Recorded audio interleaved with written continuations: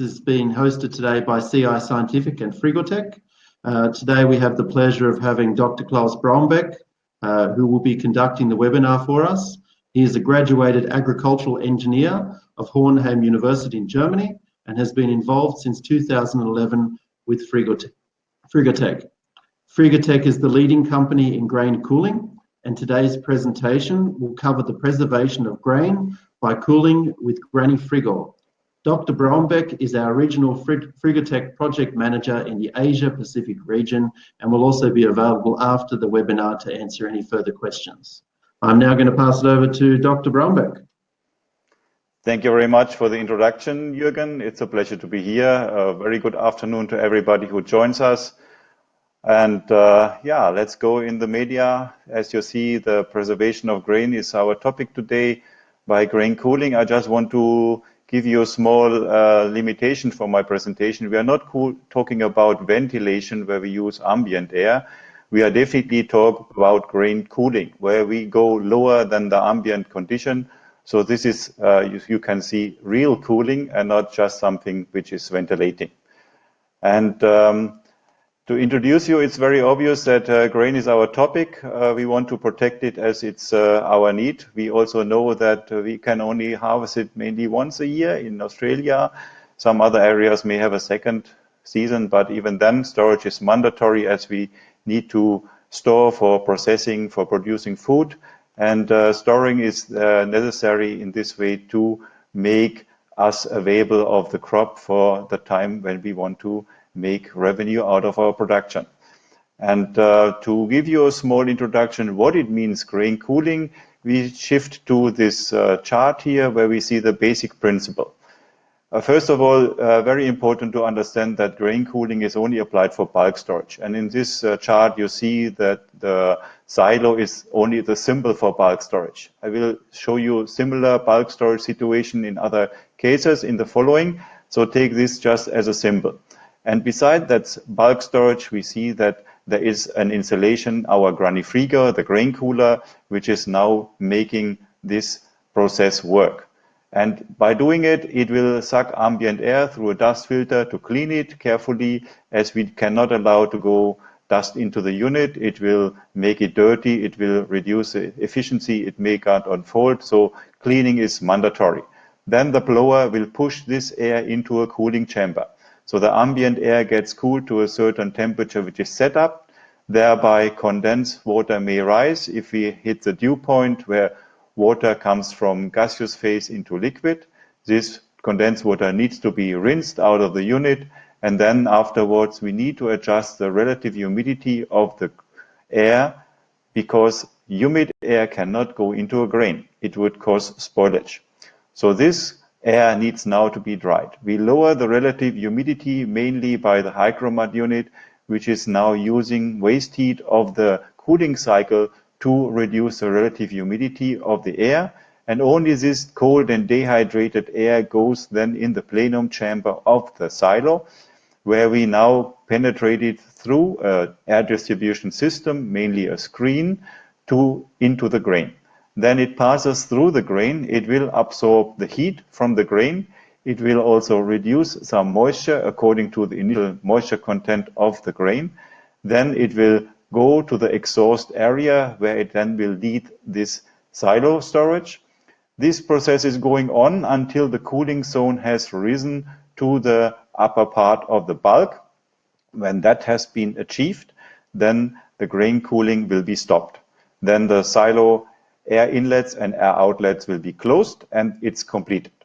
So very clearly to understand that grain cooling is only a batch type operation. It doesn't run permanently. It is only used to lower the temperature and then the storage is kept idle.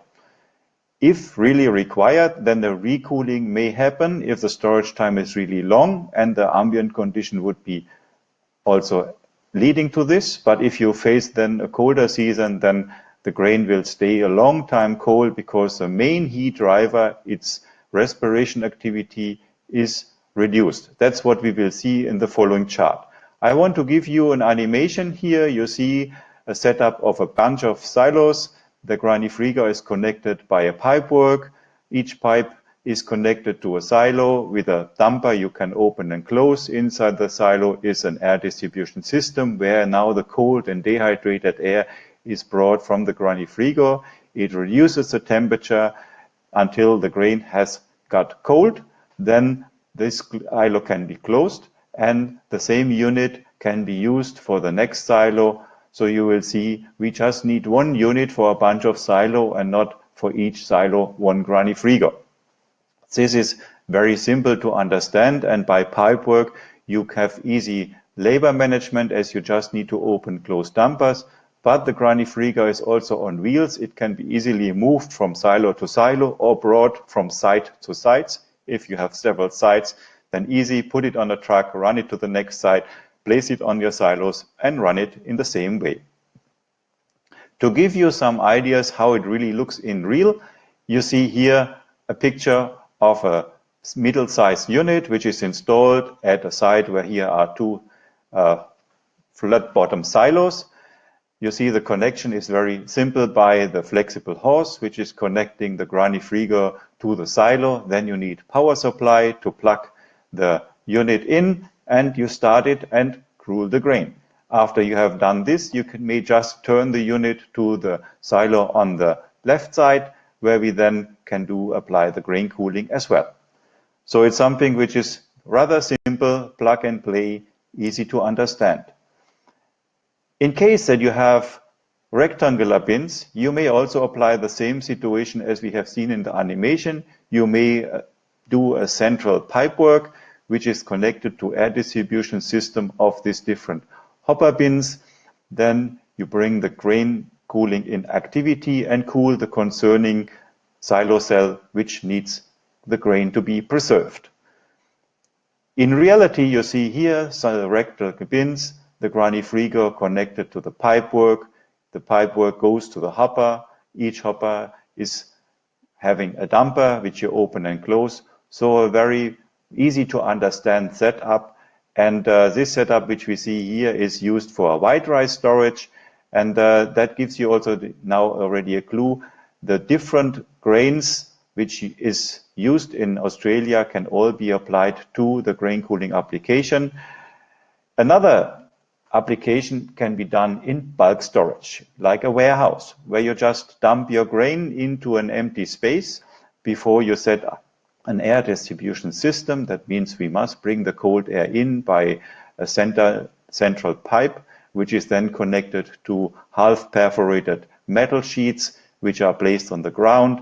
And then you spill your grain into this warehouse and you make it run in the same way, as this warehouse must have also an exhaust system for the air to go out. Picture of a real setup is shown here, where people store corn or maize. You see the empty space, then the setup of the perforated pipeworks, and then you just bring the grain in and connect everything to the granny frigo, and this warehouse, flexible to use, can just be temporarily made as a bulk storage system by just bringing the air distribution inside and letting the granny frigo run. So now it's very clear how the system works, rather simple and applicable to many different bulk storage situations.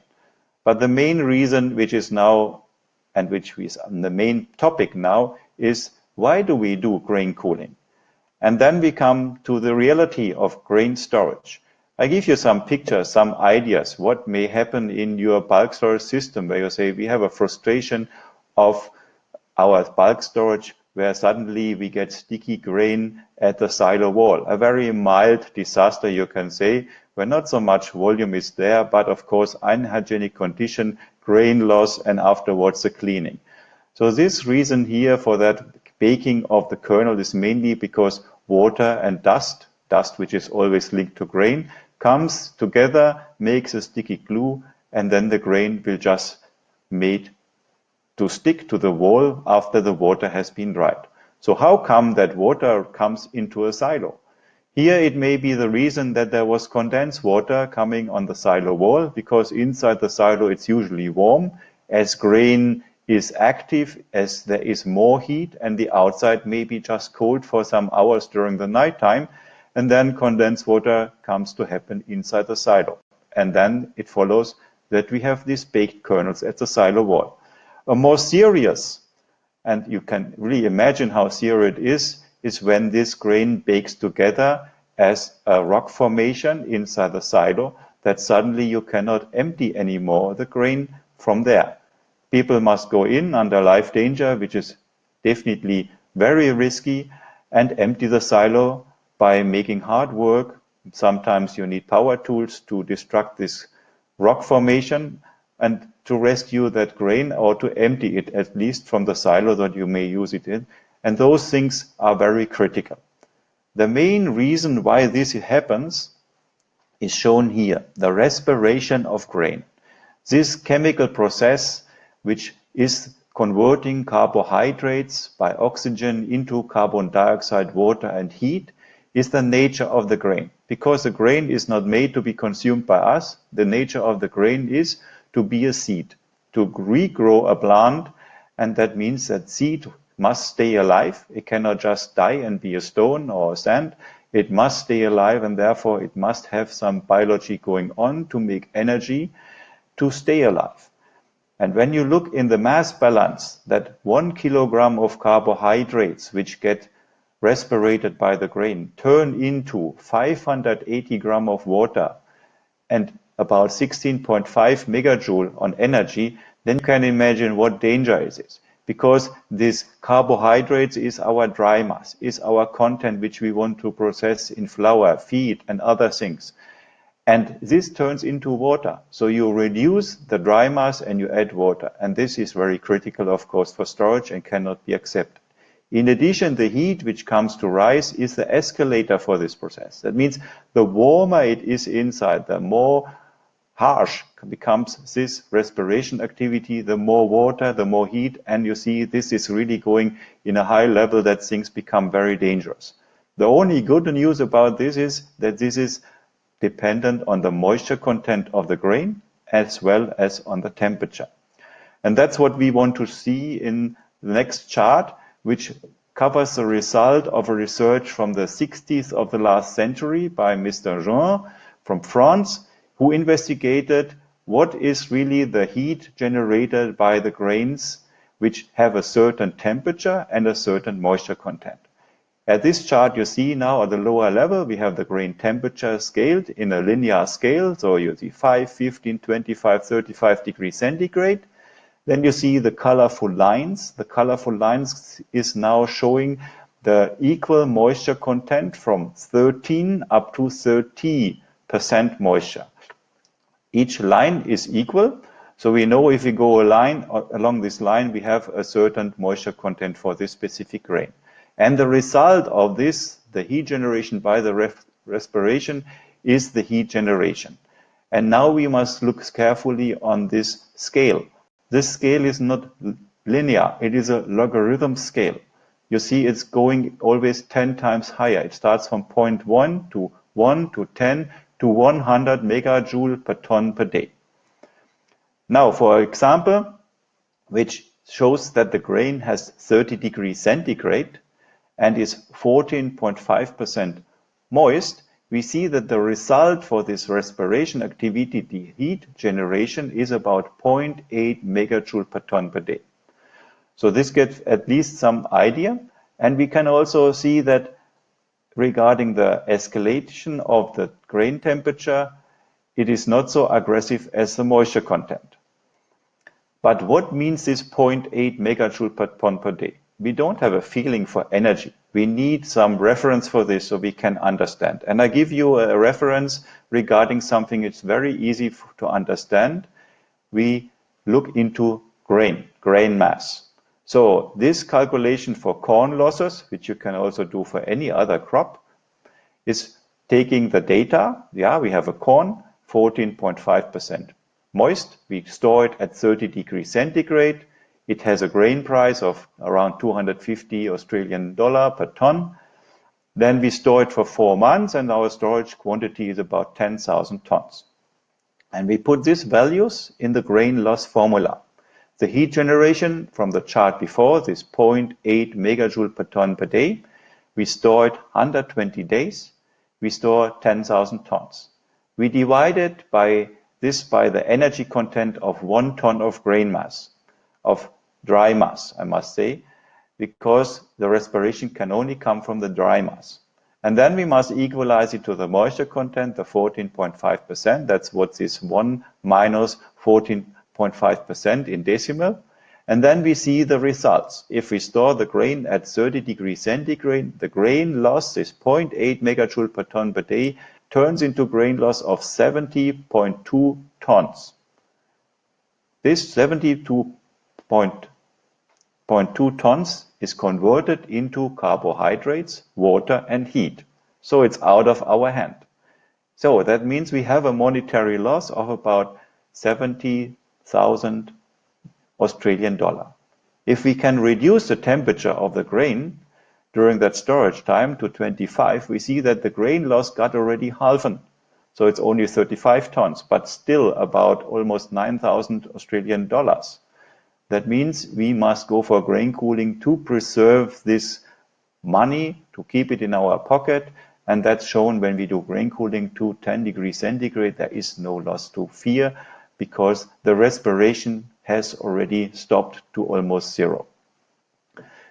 Important is to understand that this respiration activity is a natural loss. So it's something which you cannot reduce or not minimize because it is really something which comes from the grain.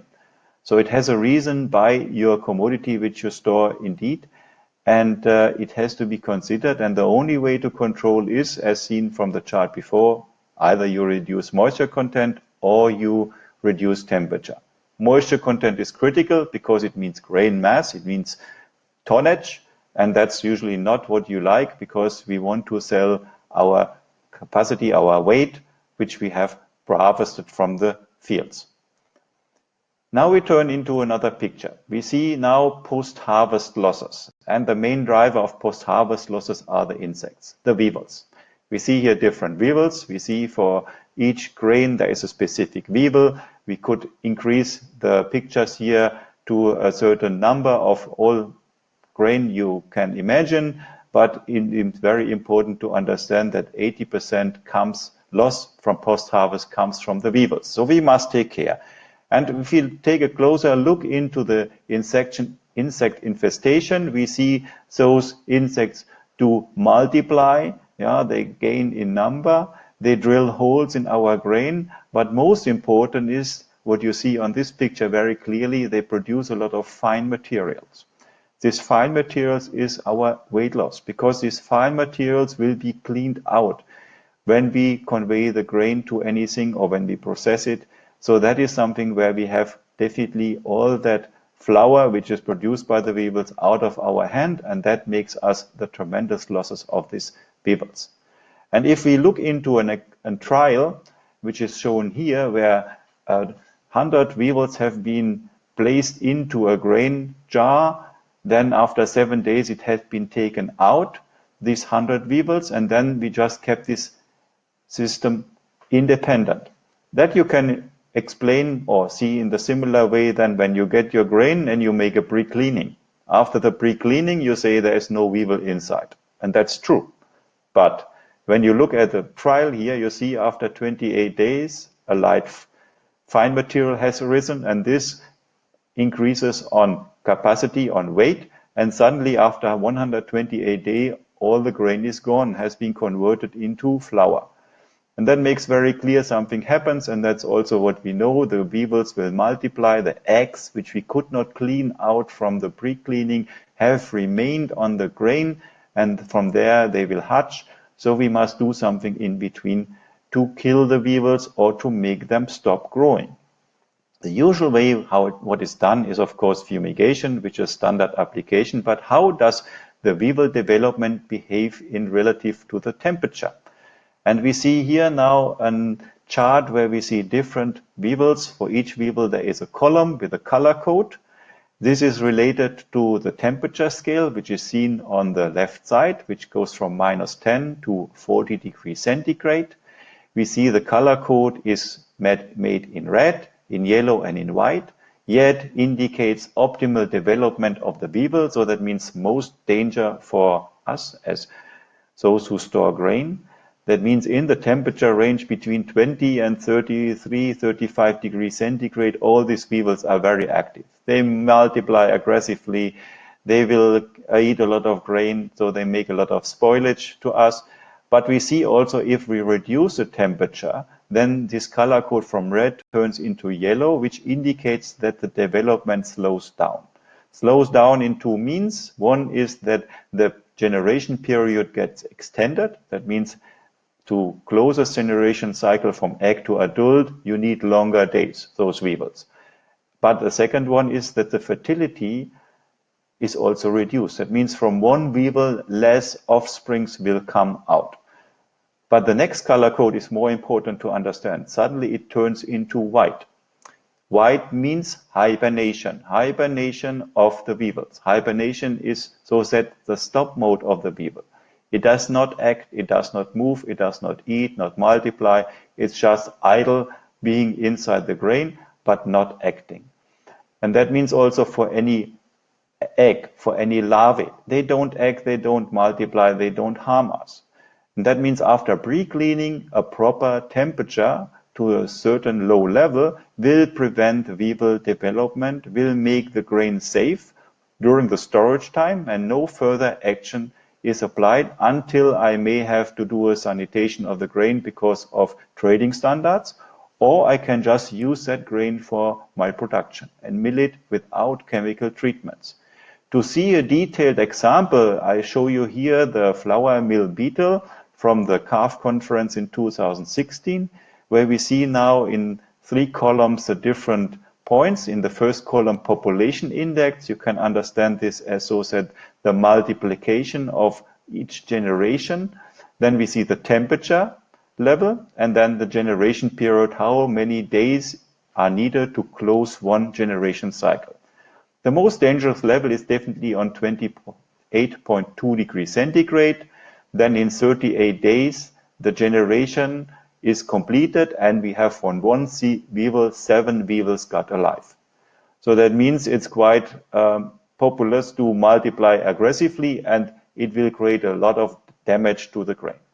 When we go now into grain cooling and go upwards in this table, we see lower temperatures. We see also that the population index gets reduced, so 6, 5, 4, 3, and so on.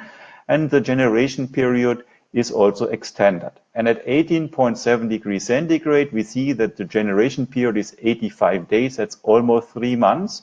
But from one weevil, only one alive weevil will be developed. That means stagnating population, no increase of numbers. But when we go then on 18 degrees centigrade, suddenly the population index goes to 0 and there is no generation period stated. And that's now the hibernation point. That's now when these grain weevils will not have any activity anymore. And that's where we want to go to make our grain long-term safe. And that can be done by grain cooling. So the conclusion is preventing weight and quality losses through insects. Storage temperature over 21 degrees centigrade, you must do something because it's ideal condition for the weevils for living, reproduction, making fine materials. Below 18 to 13 degrees centigrade, depending on the species, those insects will go in hibernation. That means they are off, they don't harm us, we are free. The conclusion is, for that, I don't need any chemical treatment. I'm safe. And that's something where you say, okay, that's a cost which is reduced. That's a hazard, I have to say. And for some specific producers, we may also say, you can really make organic grain. You can keep it safe without any problem because chemicals are off. Now I'll give you a small excursion into bulk storage management. And I want to draw you a picture because from this bulk storage management, we cause a problem which some of you may have seen or experienced and cannot see why that happened. So the first point which I want to state that grain is not a homogeneous, even if you're a commodity, even if you say it looks the same, but it is not the same. We have variation in weight, variation in shape, variation in moisture content. And that may go here for this example, which is stated in the literature, that corn can vary plus minus 2%. That's definitely the most moisture variation of any crop. Others may have less, but they have. And that will make a segregation of corn by weight, because kernels are not the same size, the same weight. And how does a segregation now happen? When you load a silo, you let all the kernels fall from one point. That means they all fall from the loading point into the silo, and then they fall down. But when they come down to the ground or to the grain mass, then they have a different energy level. The heavy kernels, very clear, they rise to a higher energy level than the lighter ones. But if a kernel has more energy in its moving, then it has to release it to come on a stop, on a lying station. And that means it will roll further, it will jump further until it may come to the silo wall.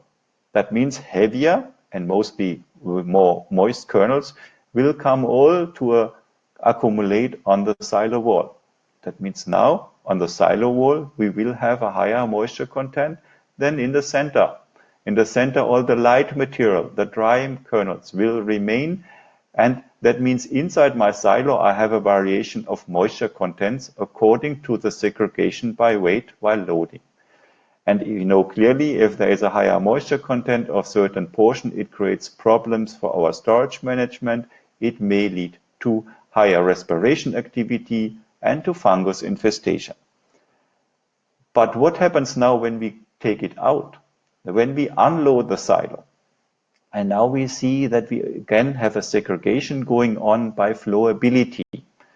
That means light and easy flowing materials will come first out. That will rise into an unloading funnel in the center of the silo, where suddenly all the dry and easy material comes out first. But at the dead zone near to the silo wall, the grain will remain much longer until the unloading funnel will allow them to flow down. That means the critical crop is longer inside the silo and creates more hazard, more problems for us. It may even agglomerate, it may get stuck, and then we cannot unload it. And that is all caused also by the flowability linked to the respiration activity, to the moisture content, and to the fungus infestation. And to show you that this is really something which happens, I have taken a picture out of a corn silo, where you see here now on the left side, there is a silo wall. That silo wall is also indicated by the white spots of the kernels from the corn. The white spots is fungus infestation. You can also see in the lower left corner, it's really got agglomerated, it got stick together. But the picture shows also that there is more in the center side, that is on the right side of the picture, there is less infestation level. And that comes by the segregation of the grain when it falls into the grain silo and being out. So we have a critical crop, even if we consider that everything is safe, things like that happen. But how is it when we look into the development of the various molds of fungi in their living condition? We see here at this chart that we have three scales, that the lower end is the temperature scale, on the right side is the relative humidity of the air, which is inside the silo, and on the left side we see the grain's moisture content. Then we see the colorful areas, which are linked to the number code and to some specific molds and fungi. So we see when is their best living condition and how it's linked to relative humidity, temperature, and grain's moisture content. It's very clear that grain lower than 14% moisture content is so said safe. No fungus will grow. If it's more moist, then of course, according to the temperature and the relative humidity, it can develop fungus development. And the number 5 is definitely one of the dangerous fungi. It's Aspergillus glaucus, and it produces not only the spoilage by the fungus, it also creates a lot of mycotoxin. And that is something which is of course critical, as mycotoxins can cause problems for the feed industry, also for human. And we must have healthy food or healthy feed to prevent this mycotoxin must be one of our priority. So now you say my grain is 14 or 13.5, so I must be safe. But then I want to draw you your picture. We talk about average moisture contents. And as stated, the grain mass will have a variation of moisture content. So if we say 13.5 is average, it may be 14.5 in the moist part. And then we are linked to fungus development. Another point which I want to make you understand is that respiration activity of a grain which is, so said, dry, will make a water rise in its content, and that means it becomes moist, because we consume by respiration the dry matter and we produce water, so it becomes more moist. And suddenly you have a critical crop. However, how can grain cooling help here? And therefore I put this blue area into this graph, where you see suddenly there is an area where grain cooling is applied between 10 and 18 degrees centigrade, and then suddenly we open a safety belt where the grain is safe. Even if it's more moist than 14.5%, we can store it without having any activity from this fungus, without creating mycotoxins. And that is something which is now very easy to understand. Grain cooling will prevent respiration, weevils, and fungus development. And that gives us our chance where we can look into the grain storage time.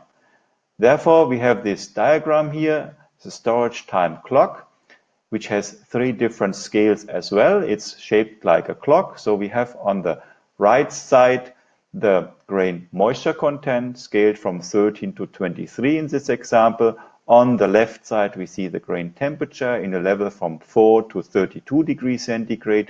And in the center, we have a scale for days of good storage time. The days are linked to 1 to 1024. That is almost near to 3 years. And now we can make our understanding how long is my grain safe to be stored.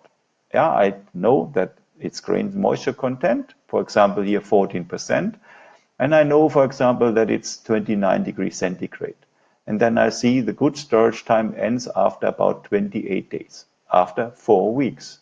Then it becomes critical because of respiration, of weevils, of fungus. If I lower my temperature to 25 degrees, then suddenly I go to almost 70-day good storage time. That's already more than 2 months. But if I really do good grain cooling to low temperature, then I can achieve almost a year. Yeah, you see here the link between 10 and 14 degrees makes a crossing on the day scale at about 365 days. That means I can easily store a grain, even if it's moist like 14%, without problem if I adjust the right temperature.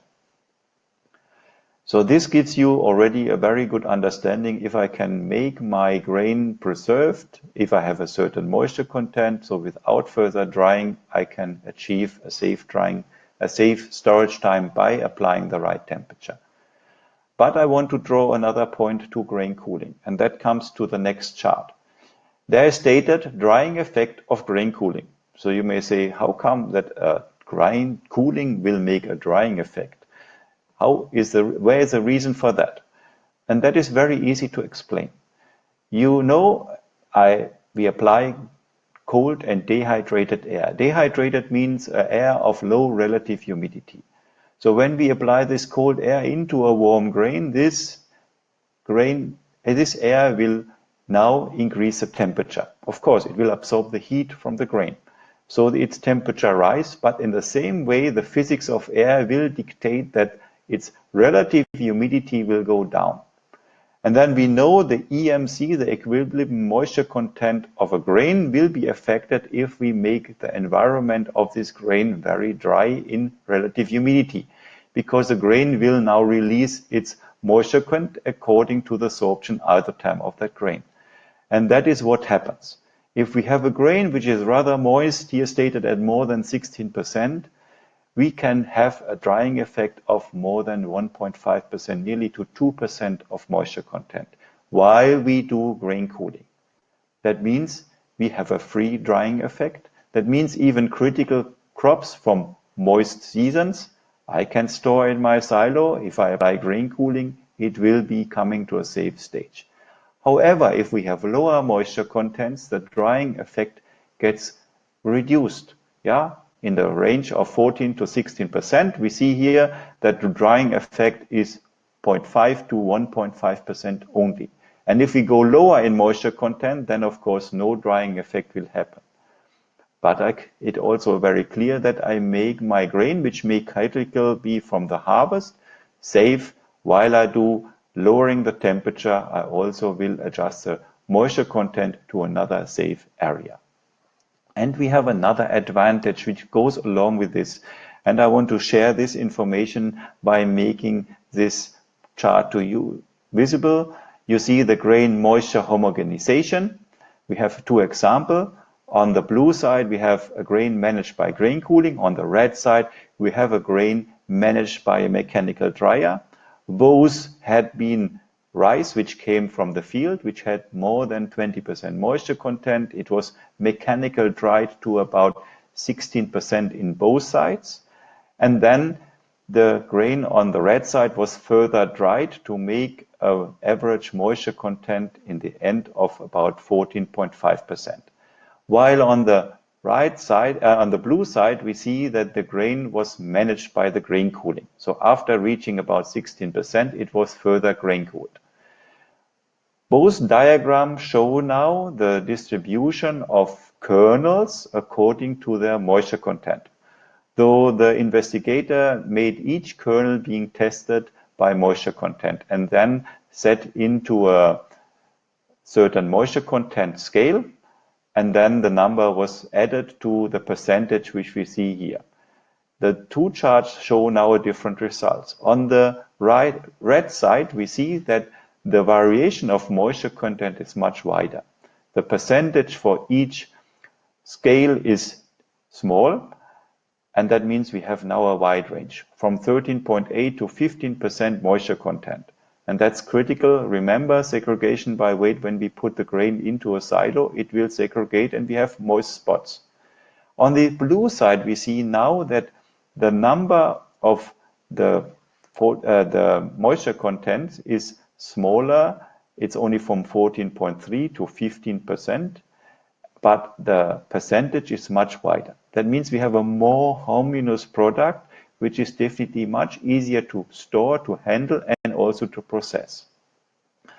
And that is now something which is very easy to understand. If I have a wide moisture variation by the grain when we store it, and I apply grain cooling afterwards, everything gets more homogeneous, more easy to manage, more sustainable in the level.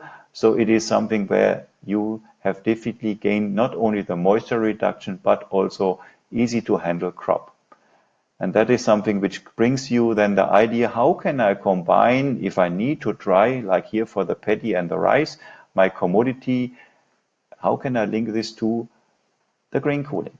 And here we see a chart, a process chart where we combine the drying and the cooling in an activity that, for example, the rice, we see the bulk intake is about 23%. Then we go for the different drying steps, as paddy is dried in several steps to prevent damage to the grain by increasing fissures and breaks, which will lead to lower outcome in quality.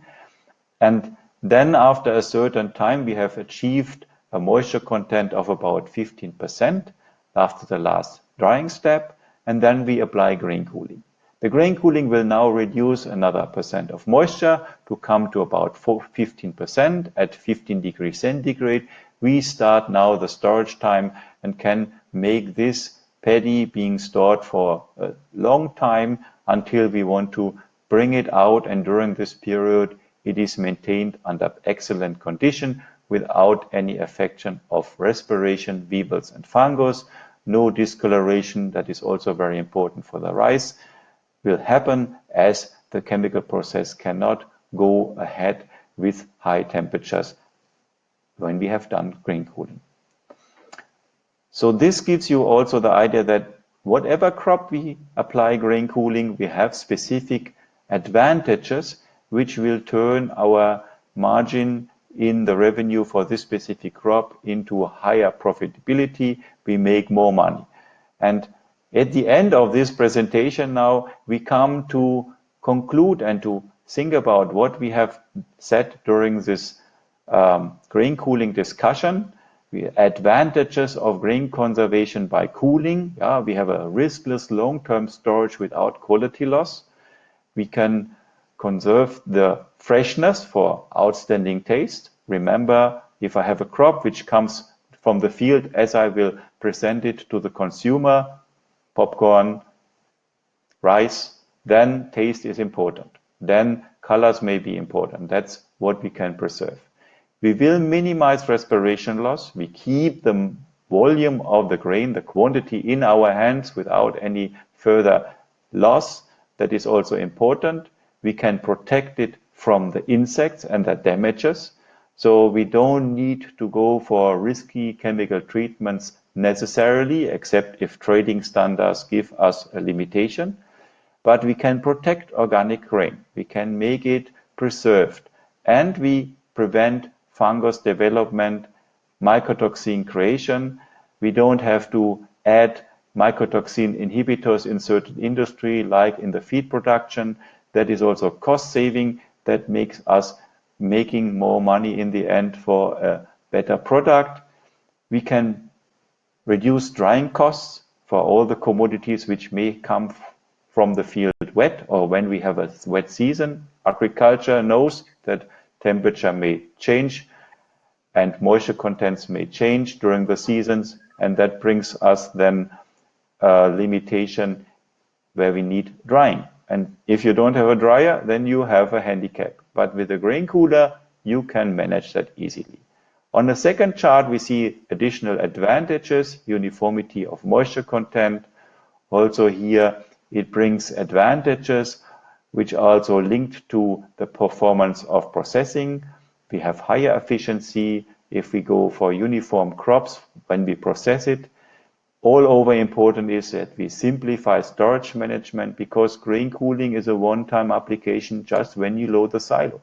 So there is nothing to fear or to manage during this time.